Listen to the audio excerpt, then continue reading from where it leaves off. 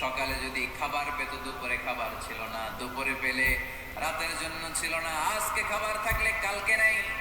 মদিনার সবচাইতে গরিব সাহাবী বেলাল রাদিয়াল্লাহু তাআলা আনহু, লজ্জাস্থান ঢাকার জন্য শুধু একটা জামা ছিল, গায়ে দেওয়ার মতো কোনো জামা নাই।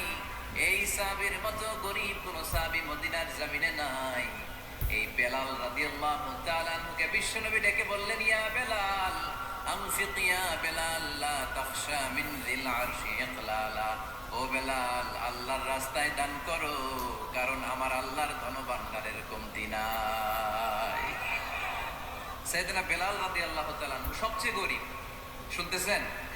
বুঝতেছেন? সবচেয়ে গরিব। ডাউন পার্টটা ঢাকার মতো একটা গার্মেন্ট ছিল, একটা কাপড়, এটা পেঁচায় আসতো, নামাজ পড়তো। গায়ে রাখার মতো কোনো জামা নাই, আর খাবার দাবার টাকা পয়সা বলতে নাই। ওই সাহাবীরে বিষ্ণু ইসলাম বললেন, আনফিক বেলাল, বেলাল তুমিও দান করো, তুমিও দাও, দানের হাতকে প্রশস্ত করে দাও।